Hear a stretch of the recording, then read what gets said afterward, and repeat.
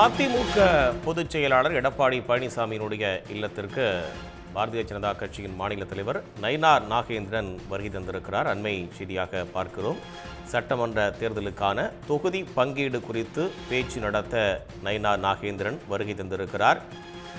இது பற்றிய கூடுதல் விவரங்களை வழங்குவதற்காக செய்தியாளர் குணசேகரன் இணைகிறார். குணசேகரன், நயினாரோடு பாஜக முக்கிய தலைவர்கள் வேறு யாரெல்லாம் வந்திருக்காங்க, விவரங்கள் என்ன?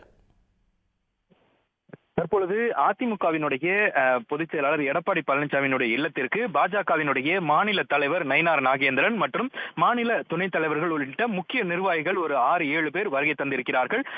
தொகுதி பங்கீடு, அதாவது 2026 சட்டமன்ற தேர்தலுக்கான கூட்டணி ஏற்கனவே அதிமுக பாஜக கூட்டணி உறுதி செய்யப்பட்டிருந்த நிலையில் அதிமுகவிடம் பாஜக 56 இடங்கள் மற்றும் அமைச்சரவையில் 3 இடங்கள் என மொத்தமாக கேட்கப்பட்டிருந்த நிலையில் இன்றைய தினம் தொகுதி பங்கீடு பேச்சுவார்த்தையினை தொடங்குவதற்குண்டான முதற் கூட்டமாக இன்றைய தினம் தற்பொழுது பாஜகவினுடைய மாநில தலைவர் நயினார் நாகேந்திரன் எடப்பாடி பழனிசாமியின் இல்லத்திற்கு வருகை தந்திருக்கிறார். இந்த சந்திப்பின் பொழுது பாஜகவின் சார்பில் 56 இடங்கள் கேட்கப்பட்டிருக்க நிலையில் எந்தெந்த தொகுதிகள் ஒதுக்க வேண்டும், அதே போல பாஜக எந்தெந்த தொகுதிகளில் வலிமையாக இருக்கிறது என்பத பட்டியலை ஏற்கனவே வழங்கப்பட்டிருந்த நிலையில் அந்த தொகுதியினுடைய பட்டியல் எடப்பாடி பழனிசாமியிடம் வழங்கப்பட்டு அந்த தொகுதியினுடைய விருப்பத்தினை பாஜக சார்பில் கேட்கப்பட இருப்பதாகவும் தகவல் வெளியாகி இருக்கிறது. இந்த நிலையில் அதிமுக சார்பில் அதிமுகவினுடைய துணை பொதுச் செயலாளர் கே பி முனுசாமி உள்ளிட்ட முக்கிய நிர்வாகிகள் எடப்பாடி பழனிசாமியினுடைய இல்லத்தில் இருக்கிறார்கள். இதனைத் தொடர்ந்து அடுத்த ஓரிரு தினங்களுக்குள்ளாக அதிமுக சார்பிலும் பாஜக சார்பிலும் தொகுதி பங்கீட்டு பேச்சுவார்த்தை குழுவினை 2 கட்சி சார்பில் இருந்தும் அமைக்கப்பட இருக்கிறார்கள். அதிமுக சார்பில் முக்கிய நிர்வாகிகள் மூத்த முன்னாள் அமைச்சர்கள் தலைமையில் தொகுதி பங்கீட்டு பேச்சுவார்த்தை குழுவினை அமைக்க இருக்கிறார்கள். அதனைத் தொடர்ந்து பாஜக சார்பிலும் தொகுதி பங்கீட்டு பேச்சுவார்த்தைக்குண்டான அந்த குழுவினையும் அமைக்க இருக்கிறார்கள். இந்த 2 குழுவினை அமைப்பதற்கு முன்னதாக இன்றைய தினம் இந்த தொகுதி பங்கீட்டு தொடர்பாக 2 கட்சியினுடைய முக்கிய நிர்வாகிகளாக இருக்கக்கூடிய அந்த மூத்த நிர்வாகிகள் தற்பொழுது சந்தித்து பேச இருக்கிறார்கள். இதற்காகத்தான் தற்பொழுது எடப்பாடி பழனிசாமியினுடைய இல்லத்திற்கு நயினார் நாகேந்திரன் தற்பொழுது வருகை தந்திருக்கிறார். அதிமுக கைவசம் இருக்கக்கூடிய தொகுதிகளை பாஜக கேட்கறதுக்கான வாய்ப்புகள் இருக்கா? அப்படி இருந்தா அது அதிமுகவுக்கு எந்த அளவுக்கு ஒரு நெருக்கடியை கொடுப்பதாக இருக்கும்? ஏற்கனவே அதிமுக கூட்டணியில் இருக்கக்கூடிய பாஜக 56 இடங்களையும், அதே போல அமித்ஷாவை சந்தித்த எடப்பாடி பழனிசாமி சந்தித்த பொழுது 3 அமைச்சர் பொறுப்புகளையும் வழங்க வேண்டும் என அமித்ஷா எடப்பாடி பழனிசாமியிடம் தெரிவித்ததாக தகவல் வெளியாகி இருந்தது. இந்த நிலையில் இதற்கு ஏற்கனவே எடப்பாடி பழனிசாமி 56 இடங்கள் கேட்க பொழுதே அதிருப்தியில் இருந்தார். இந்த நிலையில் நேற்று முன்தினம் சந்தித்த பொழுதும் அமைச்சரவையில் பங்கு கேட்டது தொடர்பாகவும் மீண்டும் எடப்பாடி பழனிசாமி அதிகமான ஒரு அதிருப்தி இருந்து வருகிறார். இந்த நிலையில் தான் தற்பொழுது எந்தெந்த தொகுதிகள் போட்டியிட வேண்டும் என்பது பாஜகவினுடைய விருப்பமாக இருக்கிறதோ அந்த தொகுதியினுடைய பட்டியலினை எடப்பாடி பழனிசாமியிடம் தற்பொழுது வழங்கவும் இருக்கிறார்கள். அதிலும் குறிப்பாக அதிமுக பலமாக இருக்கக்கூடிய ஏற்கனவே வெற்றி பெற்றிருக்கக்கூடிய அந்த தொகுதிகளை பாஜக குறிவைத்திருப்பதாகவும் தகவல் கிடைத்திருக்கிறது. உதாரணத்திற்கு கோவையில் ஏற்கனவே பாஜக சார்பில் வானதி சீனிவாசன் போட்டியிட்டு வென்றிருந்த அந்த தொகுதியில், அதே போல கூடுதலாக இன்னொரு அதிமுகவினுடைய சட்டமன்ற உறுப்பினர் இருக்கக்கூடிய அம்மன் அர்ஜுனனுடைய அந்த தொகுதியையும் பாஜக கேட்டுக்க இருப்பதாகவும், அதே போல தென் மாவட்டங்களிலும் திருநெல்வேலி, தென்காசி உள்ளிட்ட தென் மாவட்டங்களிலும் அதிமுகவினுடைய வெற்றி பெற்றிருக்கக்கூடிய அந்த தொகுதிகளை பாஜக கேட்க இருப்பதாகவும் தகவல் கிடைத்திருக்கிறது.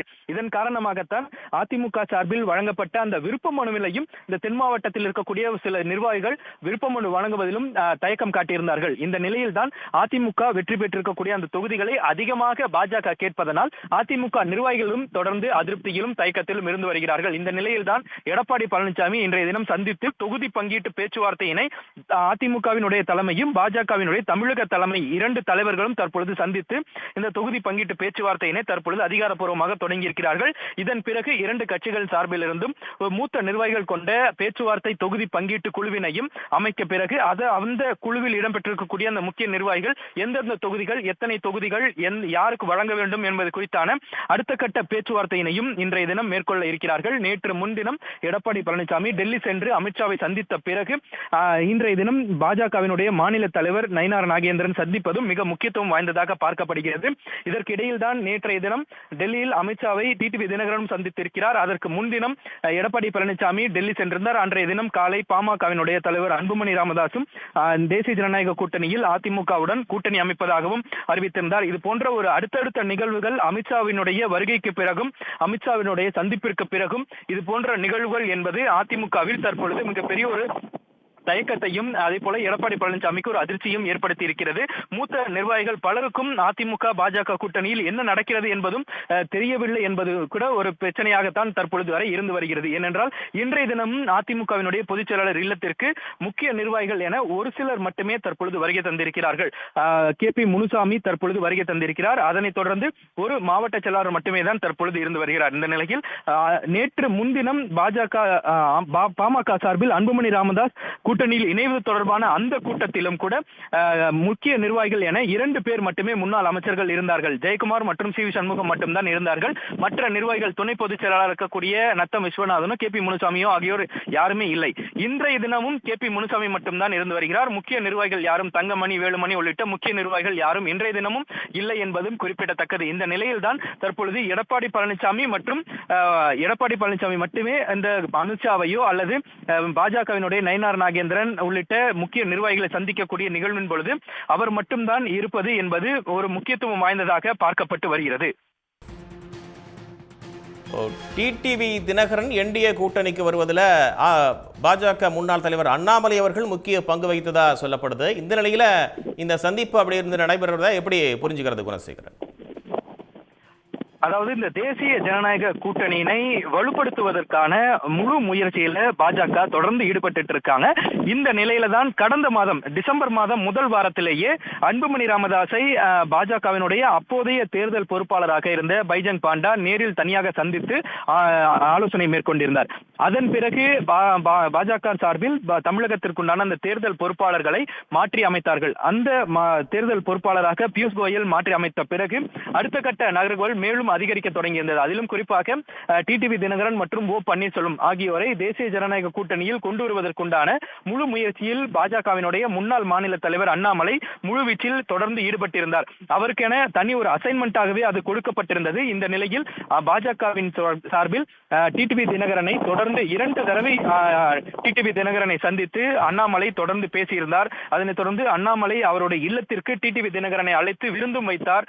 அதற்கிடையே ஓ பன்னீர்செல்வத்தினையும் சந்தித்தார். இது போன்ற நிகழ்வுகளின் முடிவில் ஓ பன்னீர்செல்வம் மற்றும் டிடிவி தினகரன் 2 பேரையும் சமாதானப்படுத்தக்கூடிய இந்த முயற்சியில் ஈடுபட்டிருந்தார்கள்.